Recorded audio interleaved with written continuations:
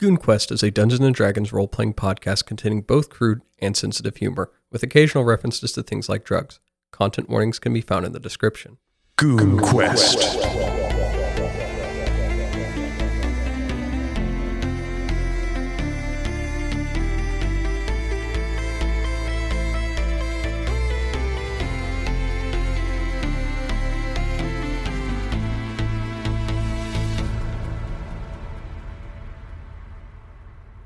Welcome to a special episode of GoonQuest. My name is Jimmy, and I am your ever-present dungeon master in this world of my own creation. Joining me today is only one of our goons. Go ahead and introduce yourself, goon.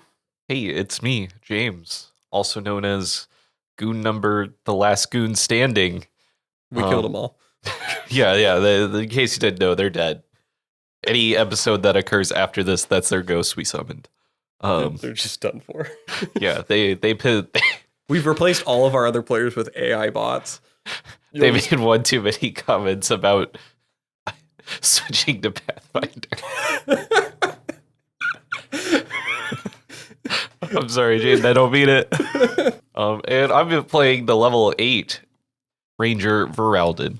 And a fun fact about Voralden is back during Conclave basic training, the classic, much like real basic training, everyone gets a nickname, right? Mm-hmm. Just from something stupid. Voralden was the first person to fall asleep, so everyone drew on his face, and he forever had the nickname Snoralden. Oh, did everyone get like a really embarrassing name at least? There was one, yeah, for the most part, except for like one guy. He got like fucking Skull Crusher or some shit. Oh, yeah.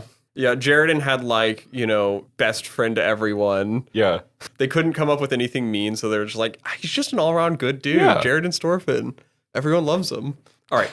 So to everyone listening, this is kind of actually, I'm doing this without the knowledge of any other players too. This session is going to be not too crazy different than a normal session, other than it's just going to be a lot shorter. We're just going to cover a lot of the exploration that Voralden does in the morning of the group sifting through all of these statues once again to reopen the tunnel access to the lower levels of the Dark where they know the true dwarves to be.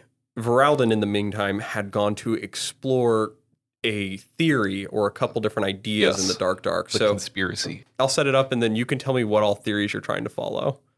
Because I know you've got a lot on your... I've got one major theory that I need to but like it's connected to a lot of things if it's right, and if not, I'm wrong. And I think from like an audience perspective, like a lot of it is like people don't know they get a little bit of like what happened in Kindoria, but like even like the best part is that you don't even 100% know. Right. What Voralden understands from what we know is that in when Kindoria took place, a lot of collapsed Conclave members, along with Voralden, went to Kindoria in a vengeance against the Kindorians who had been cutting down sapperlings and tree ants, which couldn't defend themselves because they weren't animated. There was no magic. And because that no magic was there, and they were cutting these trees down, it was already marked as like protected area and stuff, and that's why they attacked. Like the best describer I think I gave it was basically magic, or not magic. It was basically fantasy Vietnam. Yeah, there was trench warfare. It was, and that's all from his memory and from Also what he's fair. able to ascertain and what other people are able to ascertain. There wasn't probably a whole lot of talk about it other than people just trying to get help for what they went through there. I mean, some people, yeah. Yeah, some people recalled stuff differently too, and now a lot of stuff's starting to come into question as well. At least for Voralden. Yeah. So we're going to go ahead and just pick up in the Dark once more. Insert transition slide music.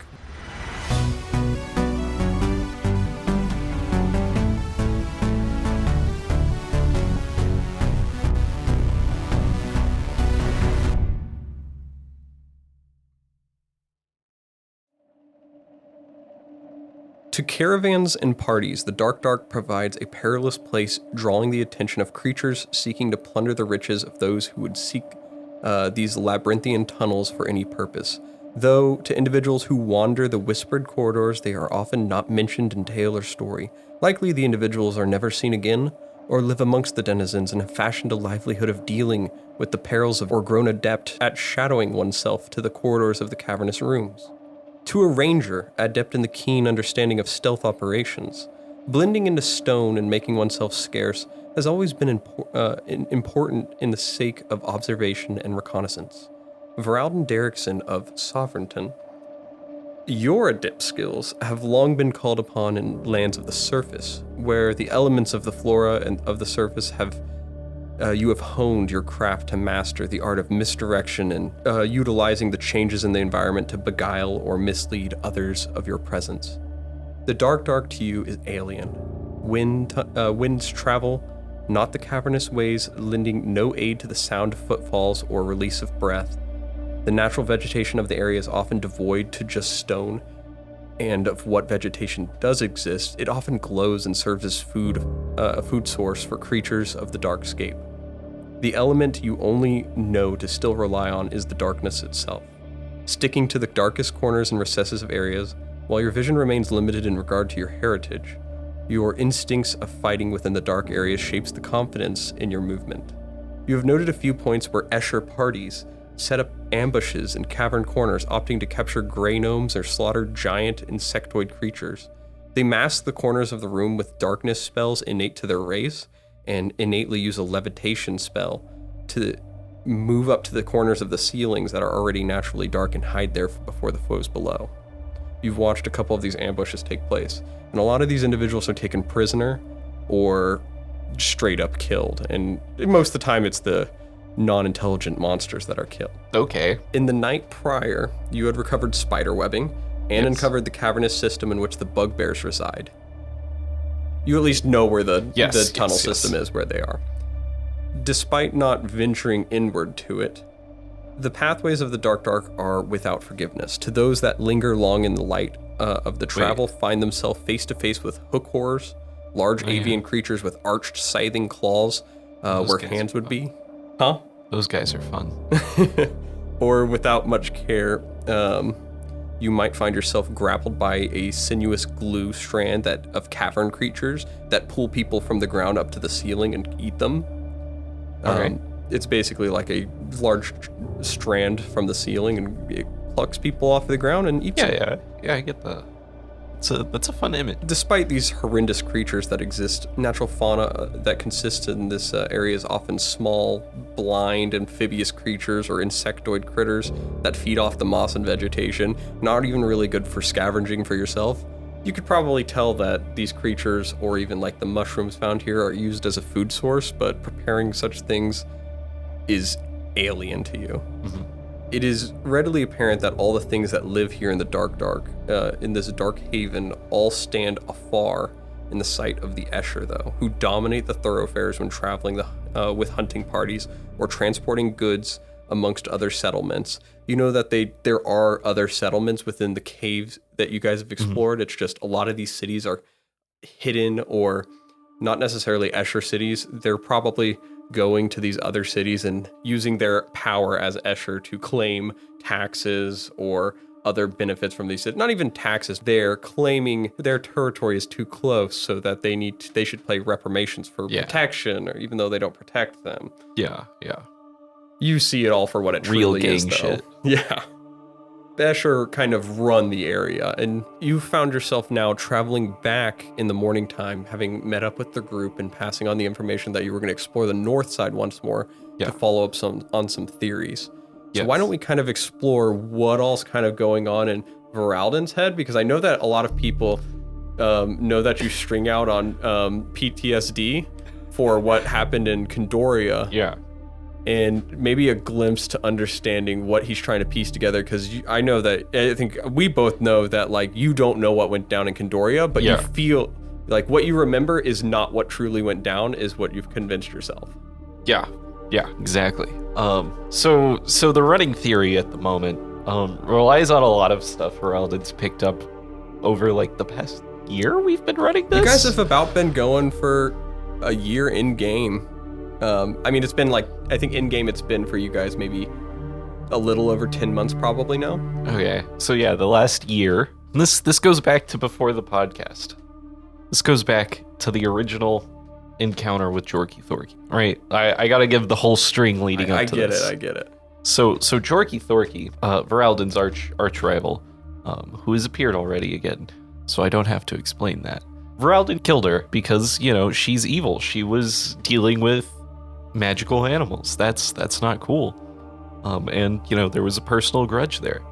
But before Voralden killed her, she was like trying to talk. She stopped fighting. She was trying to talk, but Voralden, he assumed that was just lies. Trickery at its finest. So he killed her. And then upon searching her corpse, he found that she also had a collapsed Conclave badge on her, which was fucking shattering. He was like, oh fuck, maybe she was telling the truth. Because she was saying the Conclave, bad. They're doing bad shit. He was like, nah, it's the Conclave. Why would they be doing bad shit? Stares at Kindoria. And that goes for a while. We got Tanis, who showed up and was like, hey, here's this thing. Try this for me real quick. He had come across some tincture that some wacky juice. And the juice just kind of let you control people, basically. And Voralden passed a check to determine that he had in fact had this before. It was juice that Jared and Stormfin, his mentor at the Conclave, always gave everybody. What did he call it? Honeymead. Honeymead. Halfling honeymead. Yep, halfling honeymead, which also came up in a flashback forever ago, and I had thought that was weird, and then it came up again, and I was like, motherfucker. Yeah, he said he would always go home, and he would go home, bring it back from his hometown. Yeah, that was destroyed, I think. He said it was west of Imrith, but you guys never actually went there. Yeah, but I vaguely remember hearing it was destroyed, but I could be misremembering. It was attacked. It was attacked, right? And I was like, because I was trying to push us to go that way so we could deal with it, and we ended up not because of the Jorky Thorky thing, and I was like, oh shit. Continuing on, we made up with Jorky Thorky, they're alive again, whatever. We'll cross that bridge when we burn it. That has other implications. Yes, that has other implications. Voralden's not ready to deal with that also, on himself. The Jorky Thorky Voralden team up will be legendary when it does happen.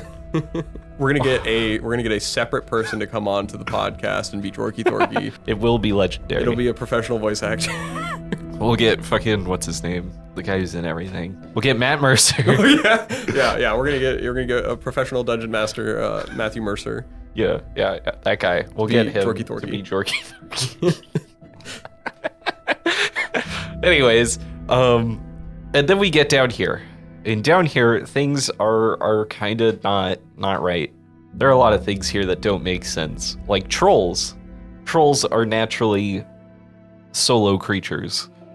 They are lonely gamers, if you will. But why do they all live together in a hole called the troll hole? Doesn't track 100% for you. I'm going to pull up the rest of this message I got during last session so I can read it off. So, yeah, you had gotten some things that you might have noticed based on your what your teachings as being a ranger. Now, a lot of this information is stuff you've learned in the collapsed Conclave 2. Yeah. Which you can trust the information you got from the collapsed exactly. Conclave 2. Weird that dark elves are really aggressive down here. They're not normally on the surface. Yeah, the Escher is like a subsect of dark elves in the realm. So this is like a species of dark elves. That wizard we met, Voralden got a little thing that went off in his brain, a little ping, if you will, that was like, there's something here. But he put it off as, this is just the dark. Yeah, you felt uneasy in that room right, for sure. Right, and then in that room, we also ended up finding a Conclave badge for Derry Higglepot, who was also dead. But that one makes slightly more sense because he died before everyone got rezzed. Derry Higglepot's Conclave badge was found with the Eden. Yeah. They're two separate locations. But yeah, the rooms are slightly further apart, but not a big deal. I was like, I put them together in my brain for ease of storage. Yeah. But yeah, you did find Derry Higglepot's Conclave badge. And while I don't think much of Derry Higglepot, other than everyone hates him because he's a halfling, he ran away repeatedly. Yeah, he wasn't a very courageous individual. He's still a member of the higher conclave, which means there's a presence down here.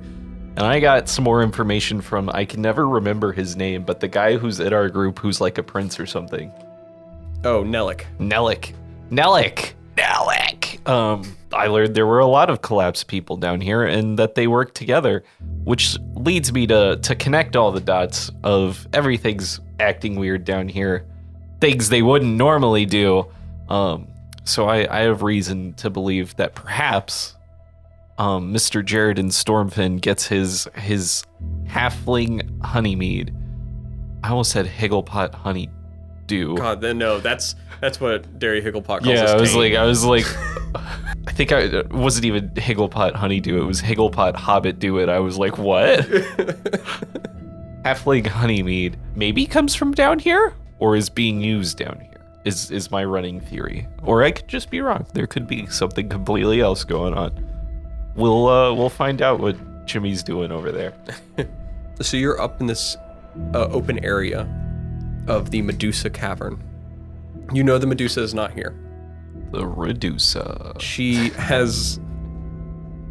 obviously leaves tracks, and you can search around for them, but you know that currently, if you were to try to spend some time looking for it, there are basilisk in the room. Yeah. It's like I don't want to deal with those. Yeah. You know, from when you originally talked to her, she had said she was working and paid by the Escher. Yes. And she has not returned in a few days. Yes. So some conclusions that can be drawn is there is a chance she might have gone to the Escher city of Beza. That or she has gone further into the cave system. Okay. I mean, you guys don't keep track of her, but it's like we'll burn that bit. Ugh. You have to pass this group of basilisks. Now it's the I mean, there's no sense of day or night in the dark. So realistically, you could probably say that at some point they sleep, and utilizing that time, you can basically use your natural stealth just to move past them and get to the party, because unlike adventuring parties, monsters don't always just keep one up to have watch. I mean, who's gonna jump the biggest thing here? Yeah, in this room, not likely, especially the ones that turn you to stone. Right. Do basilisks turn people to stone? Basilisks do turn people to stone. So but it's like venom though, right? Not sight. It is I believe in their stat block, it is a vision thing. Wow. Which is spooky. Yeah. Especially when there's more than one. Yeah, no, okay. That's why the anti-stone thing's called basilisk, whatever. Right? The anti-petrification potions. Aren't they called basilisk something, or am I crazy? I don't know in what that would be called that. I don't know. Not in D&D at least, as far as I recall. Unless there is something. Maybe. Who knows? Yeah, add us in the comments. Yeah. Get me the rant about how I could possibly get that wrong. You make your way across to the other side and begin traveling north once more. You are heading towards the cavern in which you guys had originally met the crazed wizard. Yes. Who had led you guys to the Etten and almost got you all killed by a entourage of Etten, which is definitely the best plural form of Etten, is an entourage in Etten. They just gang, they're up. An entourage. Okay, I can live with that. I was thinking more like a convoy of Etten.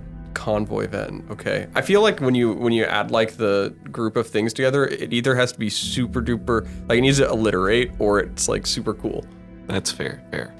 But I could get behind like a convoy of Etten. I just picture the Mad Max style pulling up. They roll up in huge ass vehicles. They're just doing that. We have to do one little funny roll, because when you travel through these caves, now I'll make yours with advantage. There is wandering creatures. Oh, classic. And you are alone. Random encounters. Yes, random encounters are technically a thing. And it is 100% an option that can take place. So I'm going to go ahead and roll. It is probably early day. So I will roll a d10, and on a 1, you will have a random encounter. And because you're traveling in the dark, the light level, you don't have to worry about the light level. That would increase it. But fair. When you guys travel with Adris, it's like the level increases by a bunch. Yeah. Because he's got a little light He's rock. blind. I rolled the complete opposite of what I needed for a wandering encounter. I rolled a 10. Cool. So you actually don't have to deal with anything hostile, that is. Along your way to the northern cavern, you pass by some things that are traversing cave systems. Now, how we drew our map, it shows like these large tunnels that they pass between, and that's where the wandering encounters go, or I roll for them. Yeah. There's other ways out of them. It's just like nests and small little crevices where people don't normally walk through. It's not the path. It's not like a big obvious path. It's places where you'll get yourself you'll fall into like a nest of spiders or stuff. So you see like rust monsters creeping through cavern areas, finding little filaments on the ground. You pass a bugbear caravan that are walking by with halberds in hand. They look like they're dressed in sparse armor of different creatures throughout here, but you notice they have some Escher armor, so you know they're probably affiliated with the Escher, often hired out and more so. You pass a little goblin brigade. The goblins, if one of them probably comes up to try to attack you and you literally one-shot it. The goblin gangoons. Yeah, you can easily just take out one of the goblins just to assert authority and then send them on their way. Gibber goblins? No, we're not. Although, spoiler, when people are listening to this episode, I did come up with another Gibber creature, and I'm very excited for it.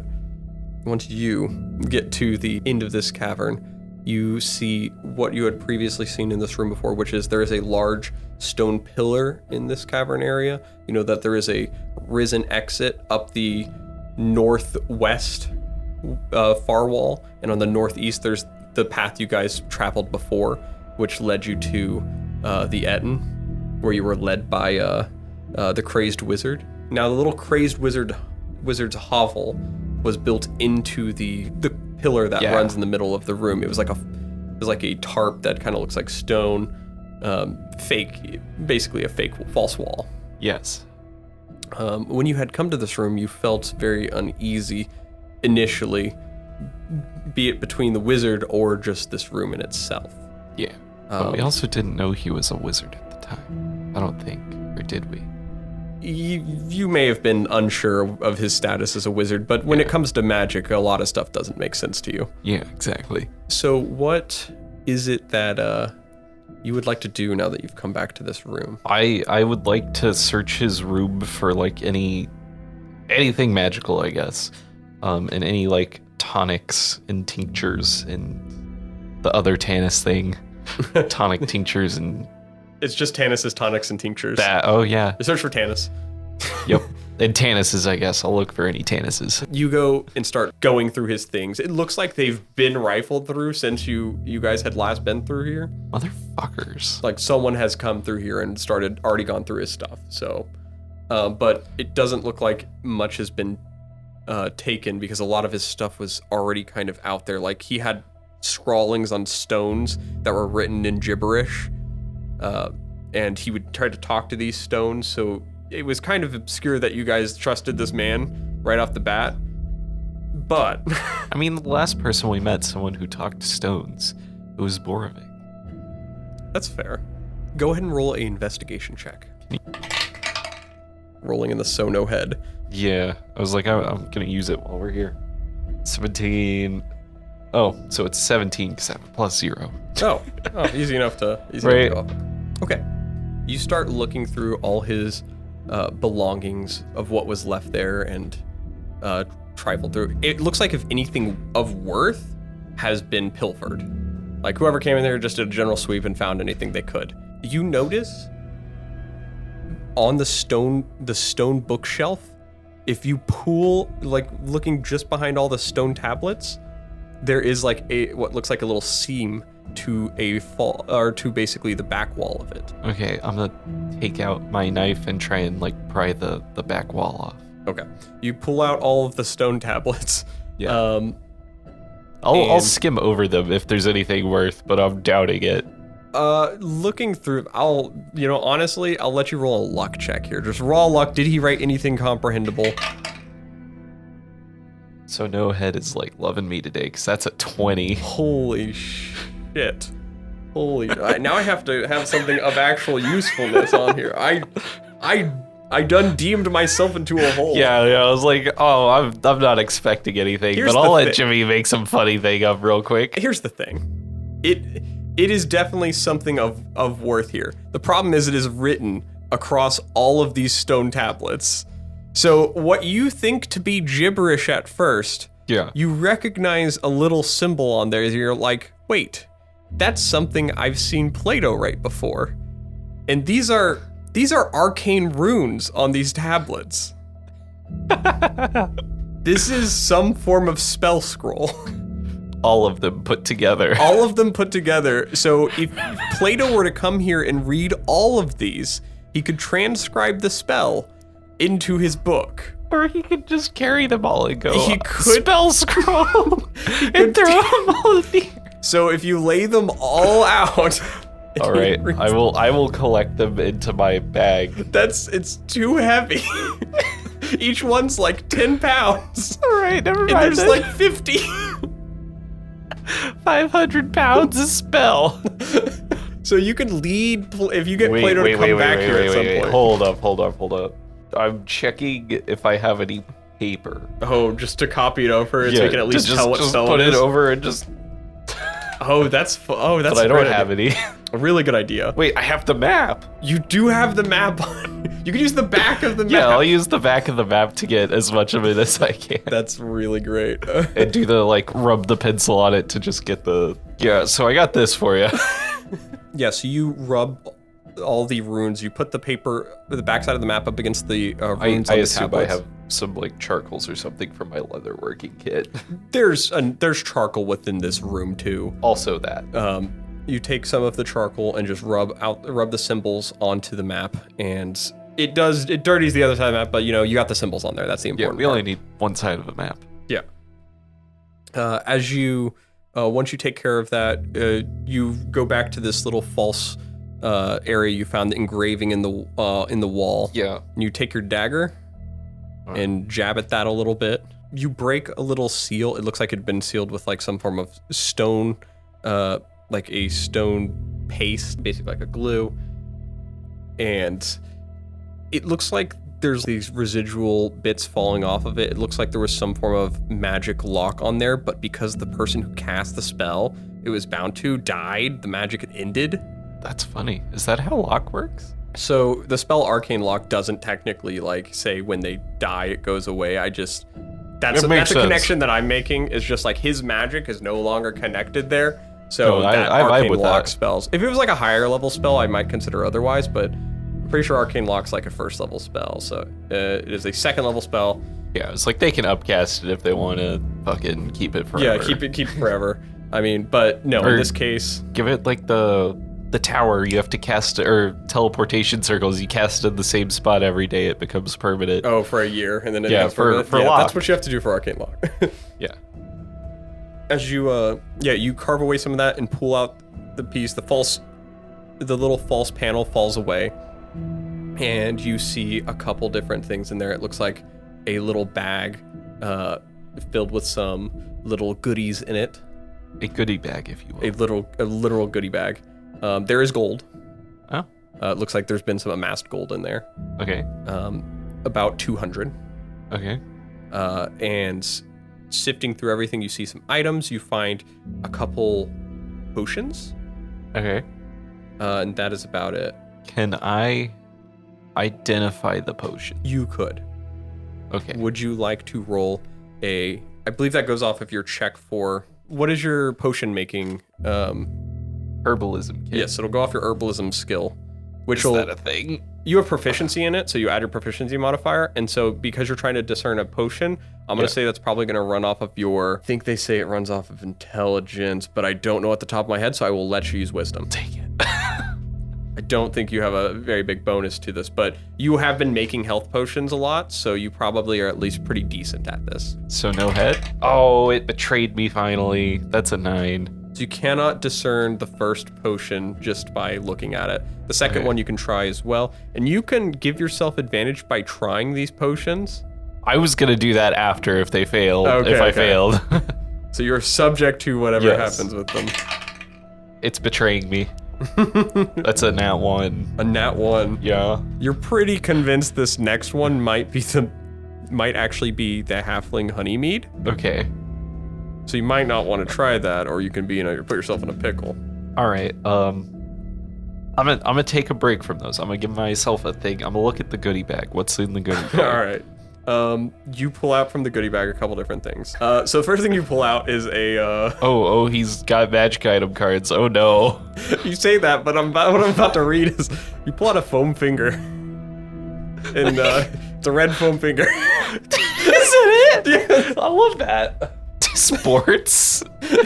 Oh, I gave it a type and it's just sports. That's phenomenal. There is a wand that you find. A wand. You don't know much about magic or wands. You don't really know much about. I think that's part of the fact of that. One of the balancing aspects of your ranger not using magic is I know nothing. Yeah, like you can't discern magic without using something. Right. Like you could give it a shot if you gave the wand a whirl. Yeah, I was debating that already. You could try if you would like.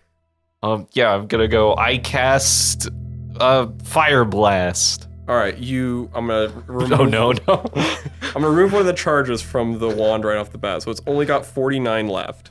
You feel this little tingle in your head right before you say that. It has a command word, and you get privy to it. You just say "Get me out of here." Is what you say with the wand, and you wave the wand, and you are immediately launched 90 feet backwards. And so you're inside this small little room, so you're just launched into the wall. At 90 feet. At 90 feet. Since you didn't really travel far, you take 2 damage. It's a wand of blast back. So you point it at anyone. You could point it at any direction at someone, and you say, "Get me out of here" as an action, and you'll be launched 90 feet in the opposite direction of which you pointed the wand. It only launches at a horizontal distance, but your body is counted as a projectile during this time. And so due to the volatile nature of this wand, after you use its maximum amount of uses, it'll snap. Damn. So it will go away at some point, but if you collide with a creature using this wand, you and that creature both take X d6 points of damage. 100% giving this to Borovic. Based on the distance traveled. So every 10 feet you travel does 1d6 extra. But you take the damage too. Yeah, I'm 100% giving this to Borovic or Adris. I don't care. Like, they could fucking... The chiropractor missile would go hard. Or Adris, get in there. Okay. Or the rock barrage. Pull out a 100-pound anvil. I guess I'm just leaving this here. You could carry this 100-pound anvil with you if you wanted. On your backpack, it'll take up 3 spots. I don't have that kind of space. It is right here if you want a 100-pound anvil. I'll hold the card for now. 100-pound anvil, $1 a pound. Need to hold the ship in place, get a good workout in, or simply show everyone else you're the coolest guy in town because you have one. Look no further at the 100-pound anvil. That implies it's $100. It's a 100 real-world dollar anvil. It's $1 a pound. It's a really good deal for weights. Yeah, no, Adris would love this. And the last thing, you find a very old sacred prop from an old cinema, long back from your childhood. Oh. One of the shows that your mother took you to see when one of the traveling troops had come in to do a performance. Yeah. Grasp its little leather handle and pull it out. Yeah. This is the Indiana Jones memorabilia whip. The little soundtrack da, da, da, da, goes in the background just for a second. I'll let you explore the uses of this. Yeah, I'll let you hold that one. Okay, I'll hold it for now. So I can Learn. Yeah, you can learn what the capabilities of this whip are. Yeah, I was really sad for a while that you guys passed this and didn't like investigate further into his place after you guys took care of him. But I'm really glad you're getting back because that item would have been lost forever. I know. I would have been sad on the inside and never known why. So you get out. Yeah, you get all the goodie bag out there. You got those potions, and you got all these items now. You'll have to figure out how to carry stuff back. I have a question. Mm-hmm. Yeah. I'm gonna get rid of the wizard robes I picked up in Mendis's place. Oh, okay. So I can fit the Oh, they take up a lot of space, don't they? Yeah, so I can fit the anvil. Let me get rid of these 100-pound wizard robes so I can carry this 100-pound anvil. I was gonna use them to get into the wizard district. Now you have the wand of blast back, though. I can just blast yourself into the district. 50 times. 49 now. Sorry, yeah, 49 times. We fought this beast. Go ahead and give me what's your passive perception? I probably should. Good question. It is something. Is it greater than 4? Yeah, probably. I think it defaults to 10. I didn't know if you 13. had minus 7 to charisma or perception for some reason. Yeah. As you use the wand of blast back, launch yourself into a wall. You've made a little bit of noise. That's fair. Now, you hear a voice off in the distance. Whomever it was attempting to be quiet, but you catch their whisper. What was that? You heard that too, right? You hear another voice that goes, "Shut up. We're in position." Frick. Frantically going through all the goodie bag. I know what to do. I will put myself back in the thing.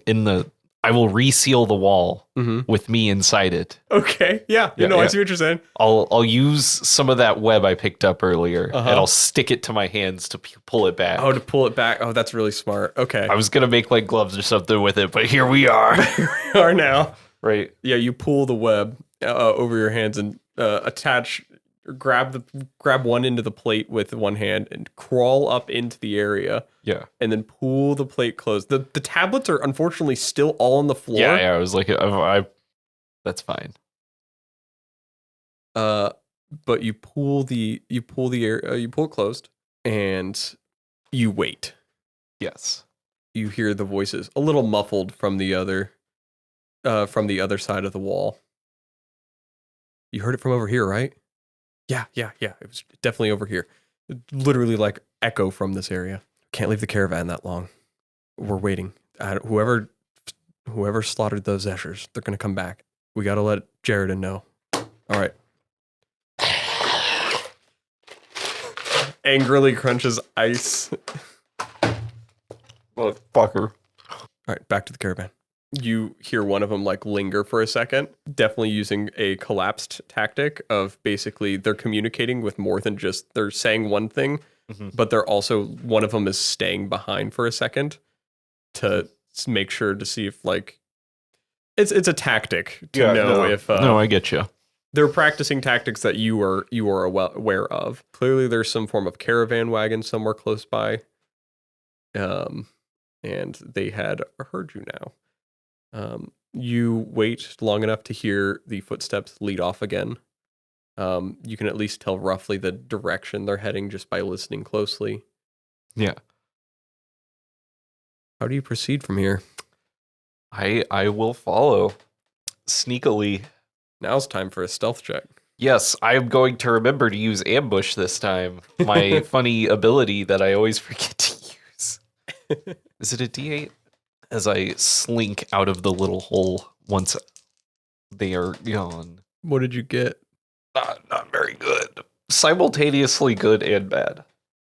Okay. Let me just look at my stealth here. Yeah. So that's 8 plus 6. That's 12, 13, 14, which isn't great. What'd you roll? I rolled a 2 and an 8. Oh. Okay. Yeah. So you yourself are being quiet. Yeah.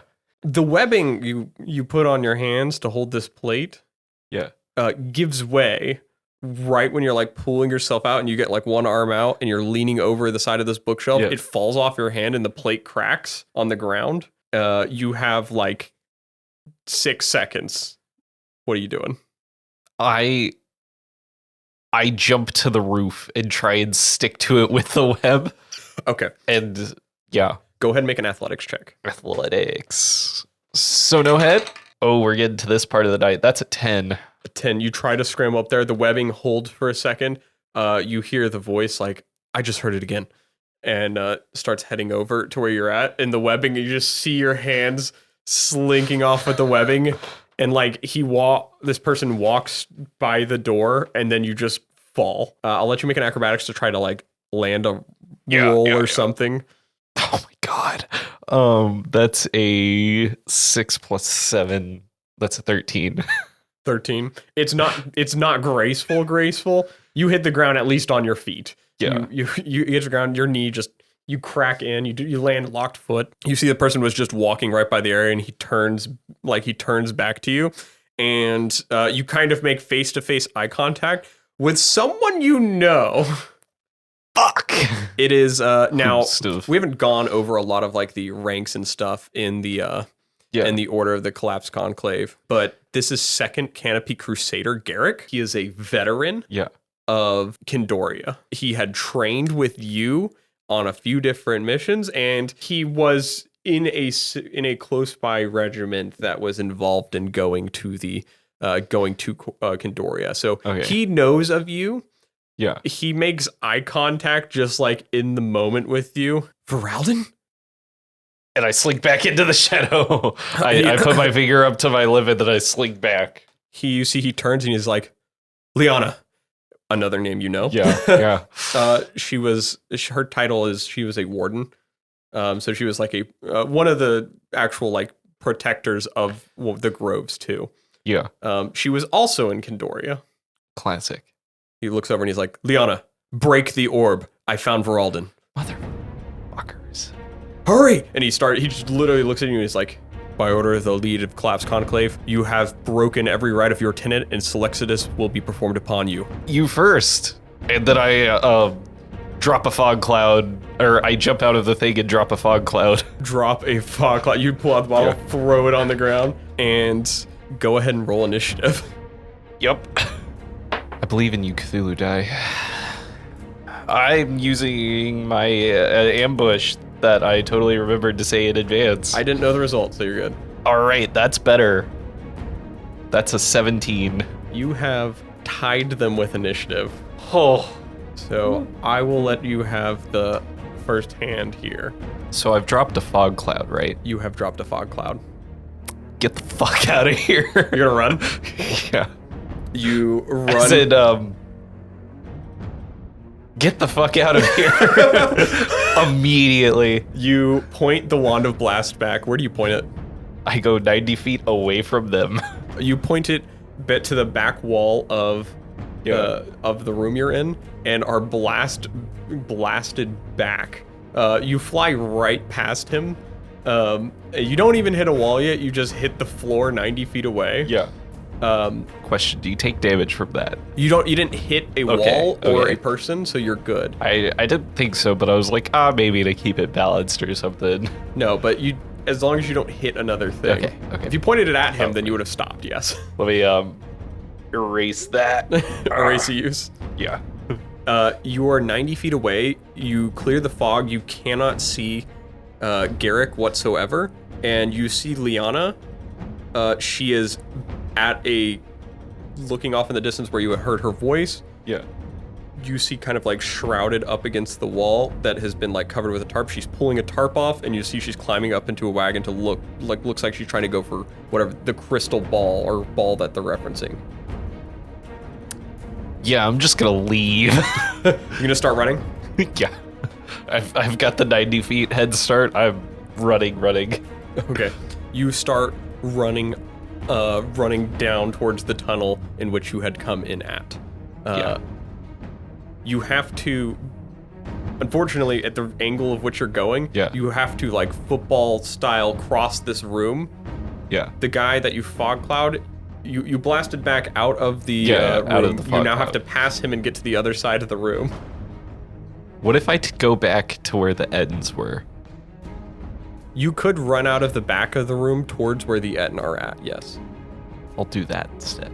Okay, you're gonna try run further in? Yeah, I'm heading in towards where the Ed were. All right, you run. And I don't know if this is an action or not. The wand of blastback, is it an action or a bonus action? Is action. Okay, well, I will just be running. All right.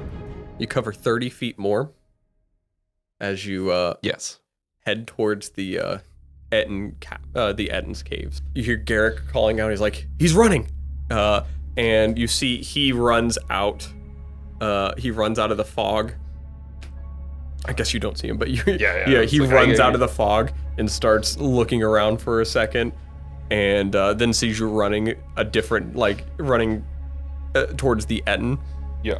And you hear him call back towards Liana. Actually, before even calling back to Liana, he yells out, Voralden, accept your punishment. Shit. No. No, I continue to go towards the Etten. Okay, you continue to go. He is going to take the dash action. Yes. And charge towards you. He is now going to be about 60 feet? Because 90 plus. You ran too, so 30. yeah, he's 60 feet away from you. Yeah. Oh, I guess I would have to sprint. He is 60 feet away from you, and you hear Liana on her turn. She's basically using her action to get to this bag or whatnot that has the orb. What are you doing? It's your turn. I dash again until... You continue dashing? Yeah.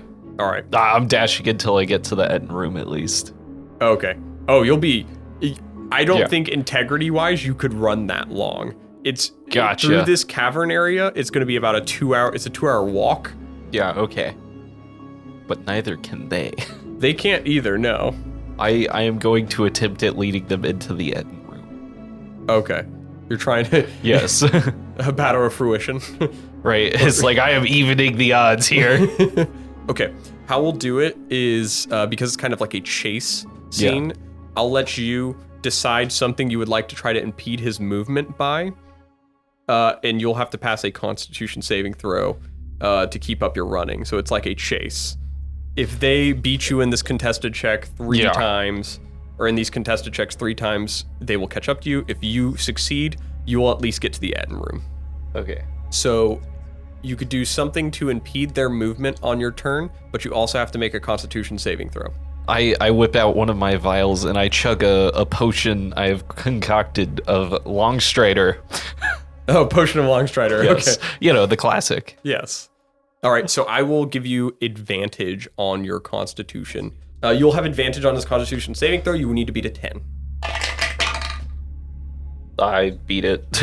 Okay. You, drinking the potion, you steadily just begin to push pace on him.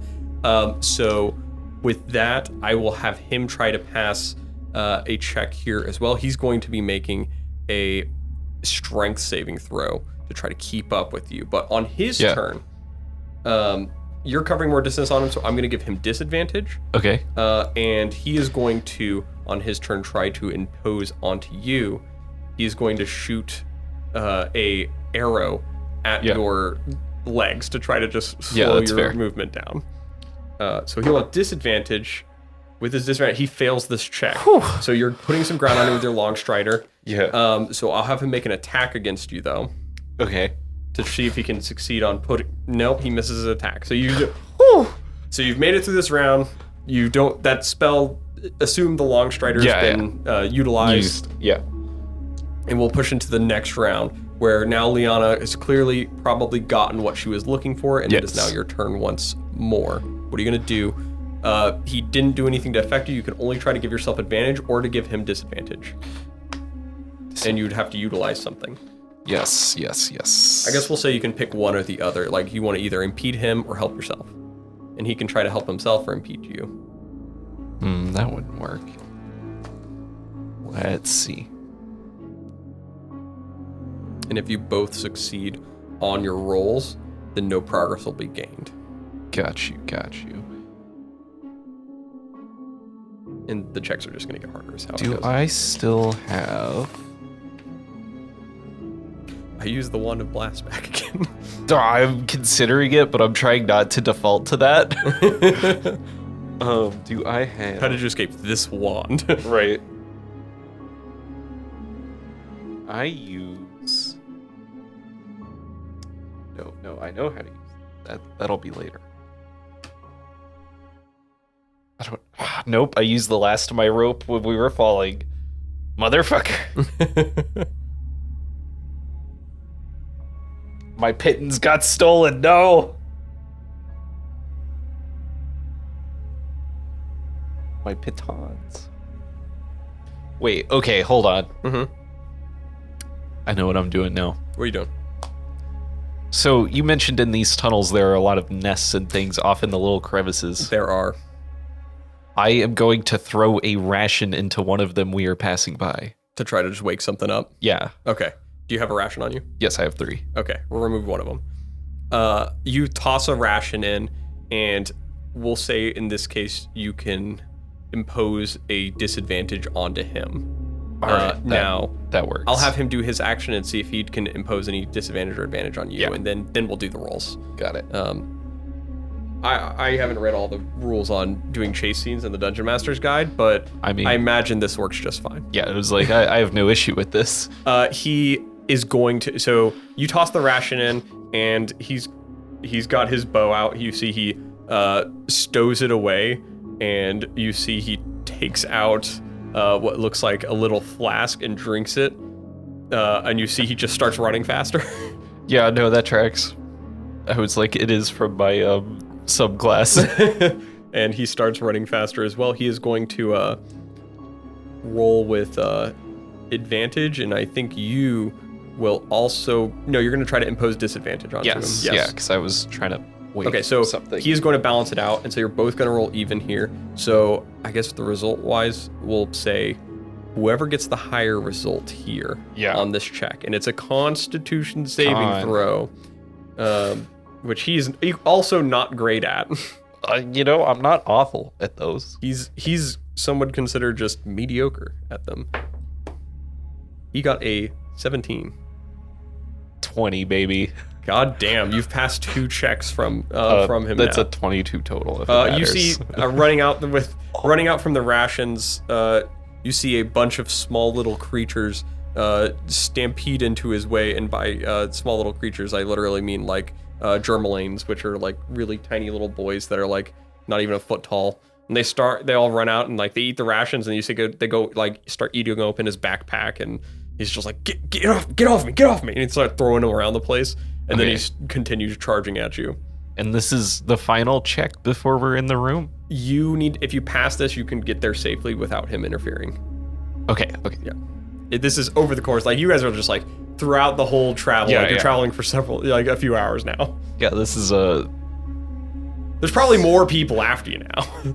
Yeah. You go ahead and make another, or we'll say it's not even like that long. It's just how far you get before he like can't even keep up with you anymore. Like, he's forced to turn around just because he's getting assaulted by too much shit. Yeah, okay. Shit, I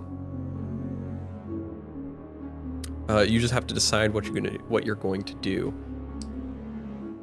He, in this case, is going to actually utilize a spell. Oh, yay. Of course, he got fucking magic. He did. You see he pulls a arrow, and it's fired with a gleam of magic on it, and he's going to fire it at you. I would like to roll. Yes, I figured you were going to do that. Let's see if he's good at killing rangers of the collapsed conclave. 17 with disadvantage. Jesus Christ, he's good at killing rangers. Wait, that wouldn't matter, never mind. Yeah, he shoots you. He shoots your foot with an arrow to give you disadvantage on your Constitution check. Okay. But you can do something to him or something to balance it out for you.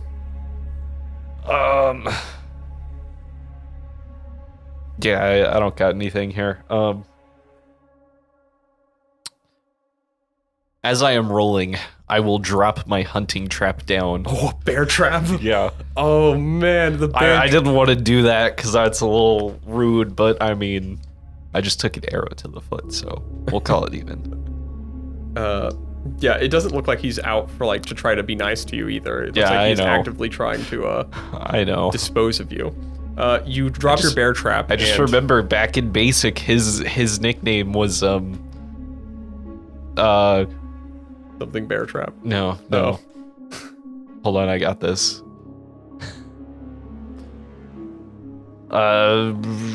Shovel. Because he had to shovel the trenches the first night. Oh damn. So he is going to make a perception check to see if he notices the trap, That's fine. which I think it's like a DC 13. Maybe. I don't have it written down. Uh, Hell, I didn't even buy this trap. he notices your trap. That's fine. Debating whether he just takes it. No, he doesn't spend the time to take it. Yeah. He continues after you. So you'll have disadvantage here and he'll be regular. Oh. Woo! Okay. Yeah. How you doing? Pretty good, actually. How are you Oh, doing? really? Oh, Not wait, too disadvantage. Hold on, never mind. bad.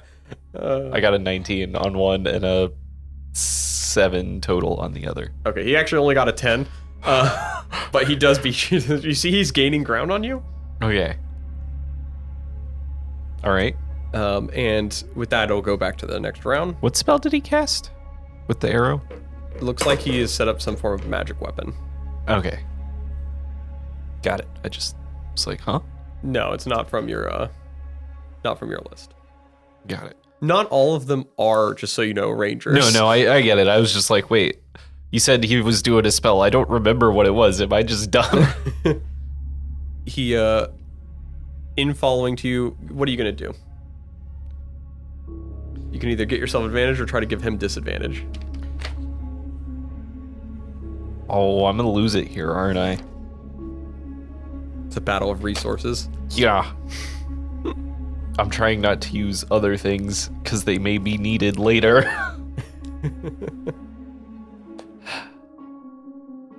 I know what I will do, Okay. but I'll let him go first. He went first in the last round. Oh, damn. I very quickly take the remnants of my Plague Doctor mask. Okay, yeah. And I put my knife through it. Okay. And then I throw my knife backwards so it A, will either stab him or B, jump scare his ass because it's a Plague Doctor mask flying through the dark. Okay, I'll have him make a, we'll have him make a wisdom saving throw, of a DC. I'll let you roll in this case. We'll let you roll a D6 and add 10. D6, add 10. Yeah, and that'll set the DC. How good of a... That's a 13. All right, DC 13 wisdom saving throw. And what he is going to do, so that would give him disadvantage. He's going to try to impose disadvantage onto you. He's going to start calling out to alert creatures up in the distance. That's fair. To try to draw stuff out to you. All right. And he will make a... Actually, we'll say to you to avoid them, if you can pass a stealth check. I am mediocre at those. DC 14. Okay. And he's going to try to pass that 13. He got a nat 20 on his wisdom saving throw. I can't see what that is. Oh, hey, a 14. With your bonuses, of course. It passes. It regardless. passes. Yeah, you both succeed on these checks. You do not freak each other out or cause any issues, so you both just roll regular. And I lost my pocket dagger for that. Your pocket dagger is gone once again. Wait, Was that your magical pocket dagger? No, that was my regular pocket dagger. Oh, okay. No, that wasn't, Gary. Gary 2? Gary +1. Oh, Gary +1, okay. Alright, now it's just a regular constitution saving throw. In order to pass this... Mm-hmm. Or I guess it's a contested check, so you guys are looking Yeah. for whoever gets higher, sorry.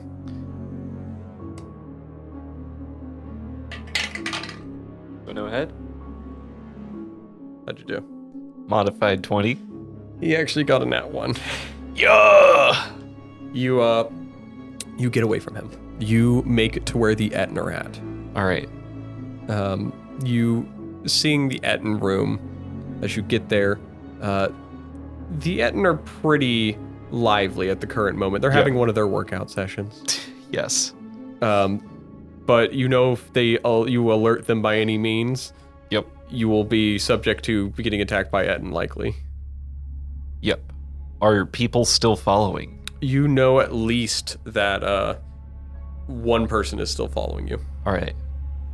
I'm going to try and find a like a crevice where like maybe like a nest or something is of something small. Mm-hmm. And I'm going to try and hide in it while also using my charm of animal rabbit summoning. Okay. My rabbit foot charm to summon a small rabbit familiar that will start hopping towards the Etten. Yeah, you notice a little charm is added onto your rabbit charm when you use it this time. Oh? And you notice the little bunny that you summon, both of its legs are actually like skeletal now. Okay. But that aside, Yeah. you send the little bunny towards the Etten. Yeah. And you jump into one of these crevices to hide. Yep. Go ahead and roll a luck check. Yeah. I have a little creature crevice chart. That's a luck of 3?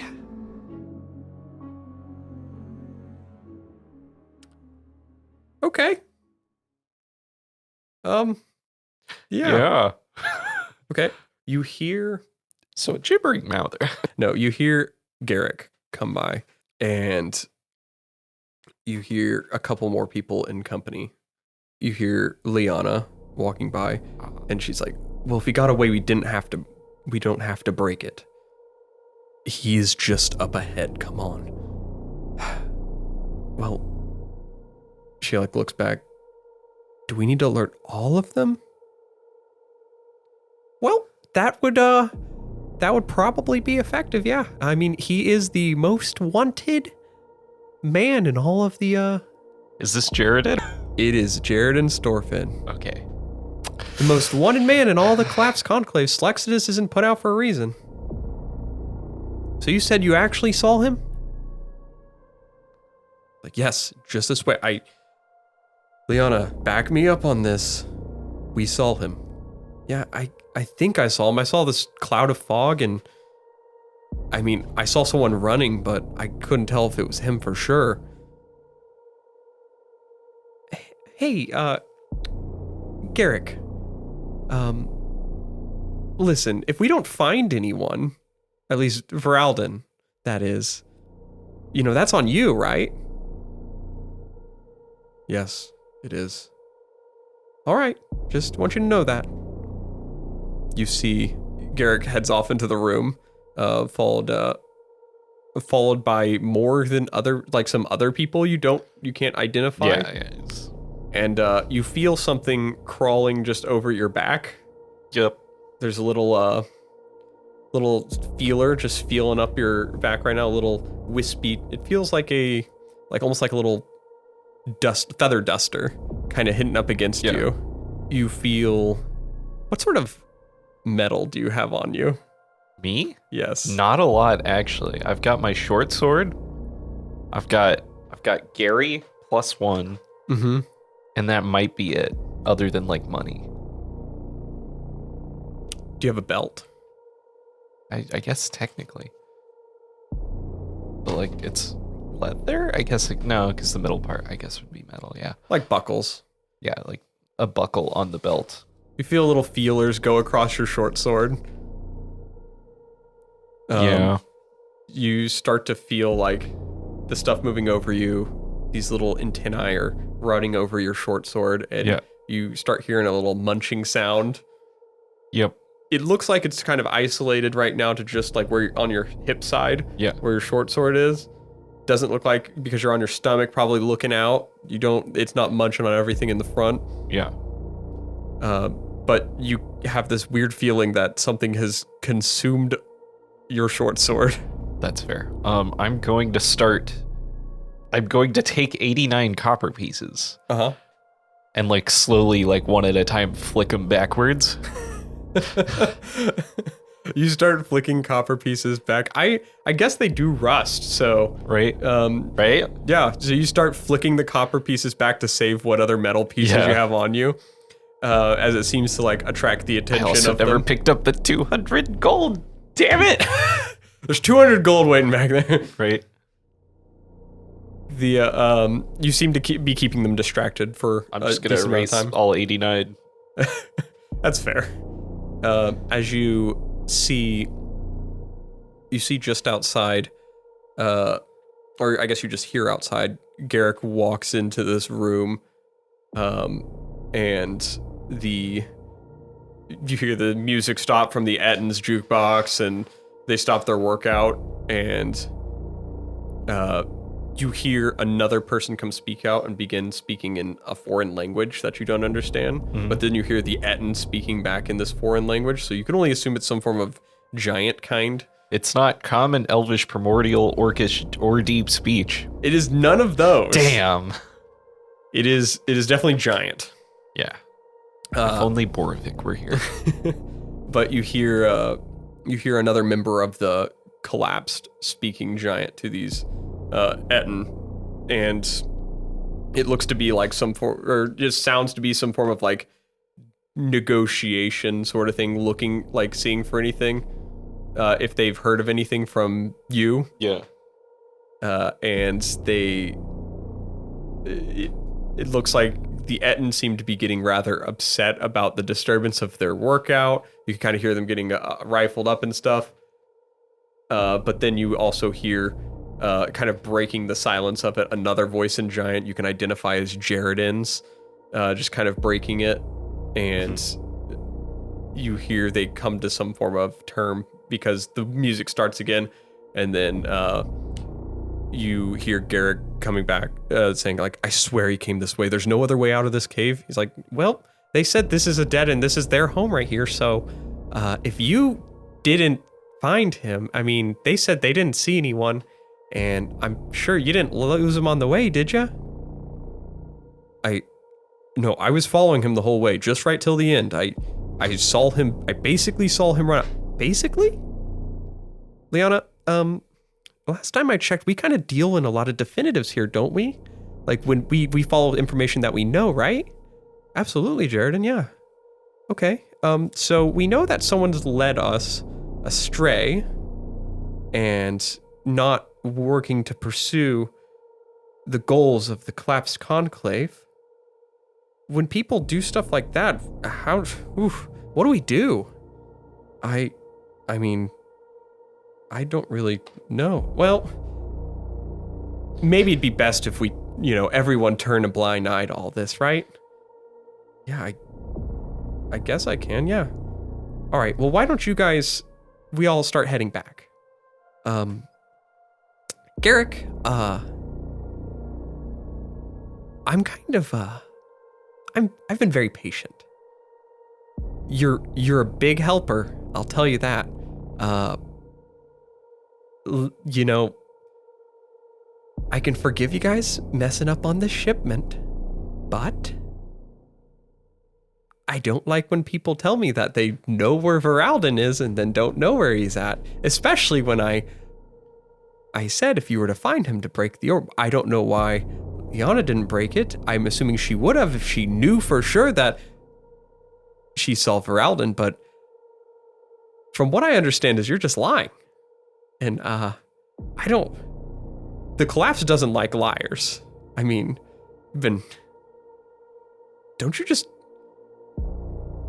how do you do that? Like to yourself? Bitch. I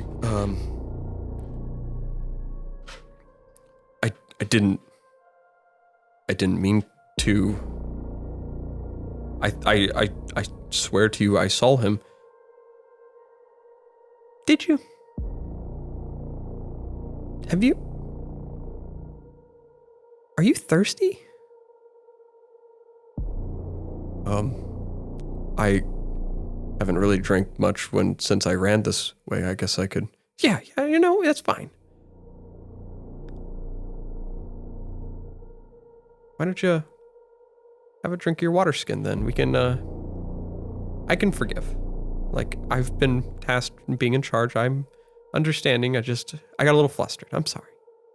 Okay, well, if there's anything I can do better. And he takes a swig of his drink. Wait, hold on. He does take a swig of his drink. Before he does that, I was kind of waiting. Yeah. For you to finish. I would like to attempt at stealthily. Uh-huh. This could go very bad. Yeah, no, stealthily is probably not happening. Or you don't know everyone that's out there. Yep.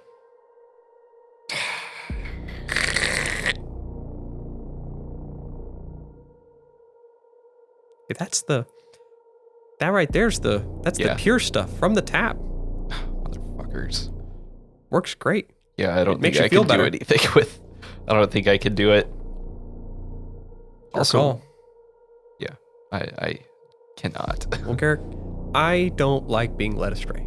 And, we could come to terms to forgiving ourselves. I mean, I've already forgiven myself for trusting in that you could have done anything positive here. And, there's a lot of people that are at the Conclave that can do the job just as efficient. And, I'm not saying demotion is up, but do you not just feel bad for yourself when you do something like that? When you fail? Like, what have you ever done that's good? Have you ever really helped anyone? Jeez. I mean, Garrick's like, I don't know. Reevaluating how many people are in this tunnel. You don't have a for sure number. You can like make a perception over check. under. Like an over under. Yeah. We'll get That's a 19 plus perception, which I think is a 3. more than 22. 15. Okay. You can hear the different movements and stuff and noise patterns. You can identify at least a couple different members of the class, but also Escher. Yeah. Well, I mean, listen, everyone's heading on. And, everyone's trying their best and stuff. And maybe when you try your best, it's just not enough. And there's a lot of people that I think they try really hard and it's just not good enough. Well,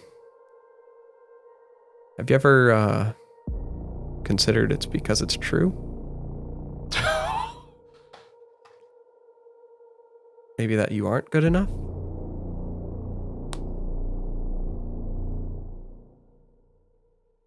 I found this arrow that you fired. You missed at whatever you're firing at. There's a when I was growing up, when I failed at something, I had to give an action, to do something right, to make it better. And you really let off the one person that betrayed our whole conclave. Why don't you just take that arrow?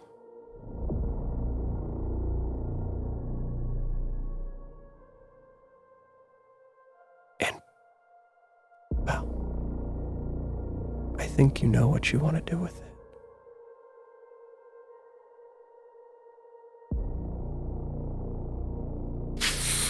It's the right thing to do in the end. And you hear very quietly,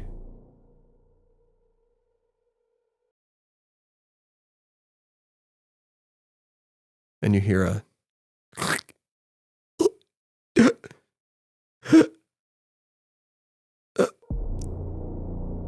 and then you hear something fall to the ground. Motherfucker. Well, let's get going, guys. Well, that was fun. Hey, now that we got the shipment here, who the fuck is gonna pay me? Right? And you hear the caravan start to leave off. What do you do, Voralden? I hang out for a minute, but then I'm following them, and once they leave. But also they hang out for a second, so because that's tactics of collapsed. You wait a while and then do your best to track behind them. They're in a traveling caravan, but it's moving on. A lot of it is moving on lizard back. Yeah. So they're on these faster lizards. So you make a good headway as much as you can. You know that they make better progress than you in traveling, just on these. Fair. But you at least find a point where they get to a tunnel that branches off, and it looks like it heads back towards Beza. It's just, you know that Beza's down in the south. It looks to be you've traveled far enough to the east and south that you would be at like the east entrance of Beza. Like you're way off course right now, but you are a ways away from them at the current moment. Yeah. What do you want? I mean, you can't track them back to Beza. You can at least know that they went there. I'm gonna go get what was his name? Dead guy. Oh, or did they take him with Derrick? them? Yeah. No, he left them. All right, I'm gonna go collect him up. Yeah, you grab his body. You find on his body a couple different things. It looks like he had some of the trade documents with him that were going on. It looks like they're dealing with Escher traders, looking like they're moving some substances around. You find it looks like there's definitely collapsed members in Beza. I mean, yeah, just in general, you know that there are. You have these trade documents that show what items were being shipped, that like about the shipping containment stuff, and I'm gonna hand you some papers that you can kind of go through and see some certifications on it. It doesn't look like there's any like tracking of like any name related to like the collapsed on there. It's all like scrubbed clean of that. It's all like other Escher names and stuff. Motherfuckers. But you also find a copy of like Escher manifestos and stuff like that on him. All right, I will. Does Shovel have a shovel on him? Shovel did not have a shovel on him. Damn. It looks like they actually looted him pretty much. Other than that, they took his valuables at least. Fair. It looks like they missed the trade paperwork. Okay, well, there's not wood down here either. It's like I can't do much here. No, if you found like, you know, there's certain mushrooms that could serve similar to like making fires, but yeah, you'd have to carry them back. Yeah. And you know, if you leave them here. Yeah. Yeah, I can't really do anything here. I'm gonna head out. You gonna take them with you? Probably for now. Okay. You head back out from there and head back towards the main cave? Yes. The wizard cave? Yes. Okay. Yeah, head back towards there, and then the main cave's the Medusa cave where your party was. Yeah, while I'm here at the wizard cave, I am going to attempt see if I can get a vial of blood off this guy. Yeah. Okay. He's got so much of it. Right? Fuck.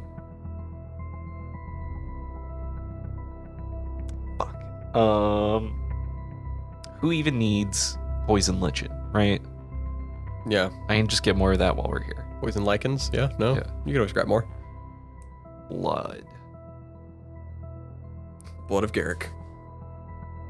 D blood. Oh. Map. I never wrote it down. With scroll.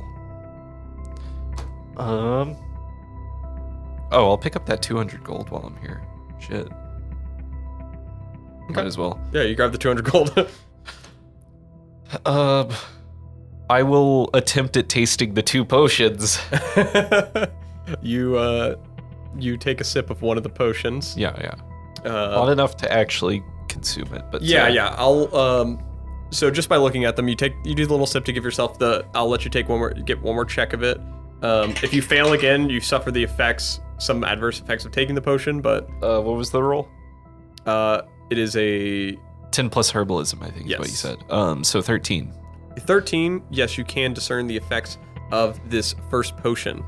Yeah. Where the heck do I have it written down? But knowing me, I did not print out my little card for that. Sorry, I don't have a card for this one. Damn. Sorry, that's unfortunate. This is a potion of heroism. Heroism. Shit, I also don't have a slot for that. You can put it in your main bag too. Is your bag full? Oh wait, no, I dropped the hunting trap. I assume they picked it up. Yeah, they did. They stole your hunting trap. That's a 21. Let's roll a D100 for me. This is actually a random potion. Oh shit.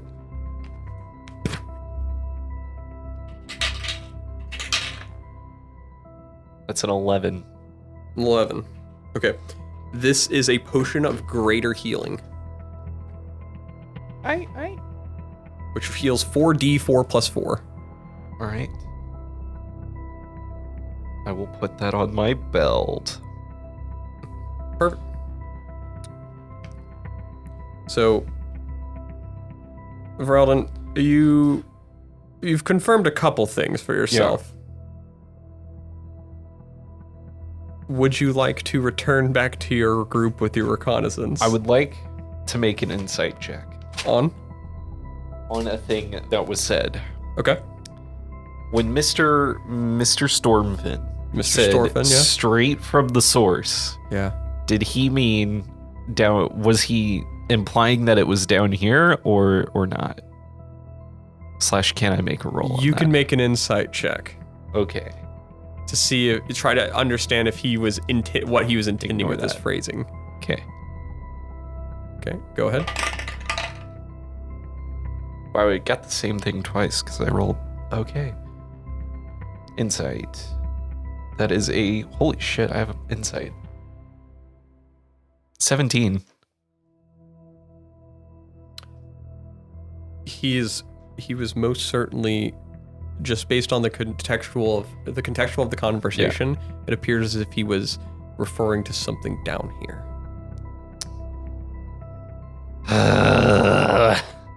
All right. I will then peel back and try and catch up with the group. Perfect. All right. You make your leave from this area. And with that, I'm going to hand you a surprise. It is the actual trade documents, which you can learn some information off of. Yes, I will. It is a secret little puzzle for you. I'm going to take a picture of it when I hand it to you too, so people listening can get to see a picture on our Instagram, which you can check our Instagram out. You know, you'll be able to see it.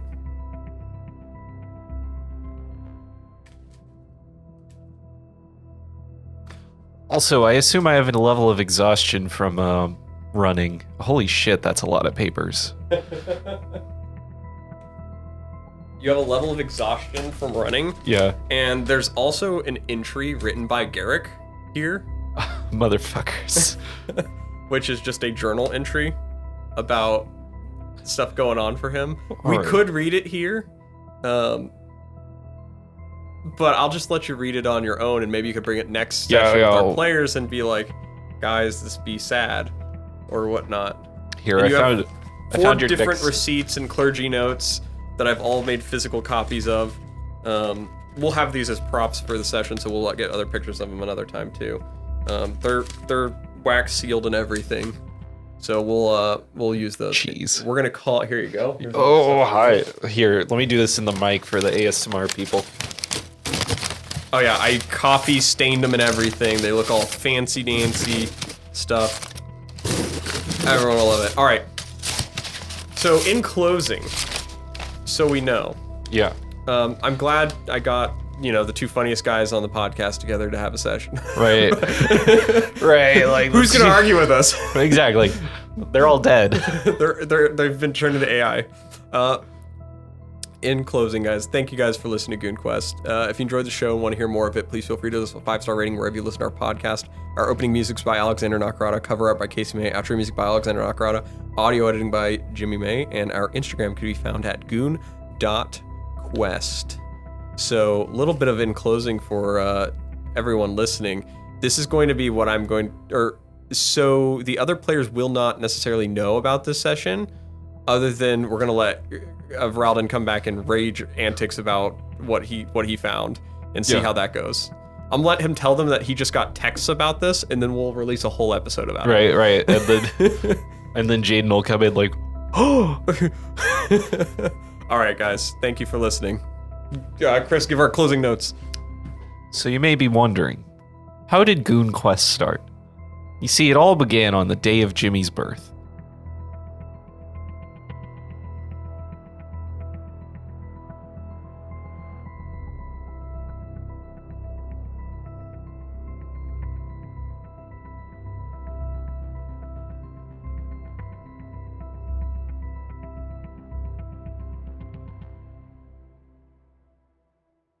It's a dark night. In the dark. Lights cigarette. Dark as could be. New case. We don't have to go the noir route. I was like, I'll try it, and then I was like, no, this ain't working. 2 seconds before we start recording, should we do this noir style? Right.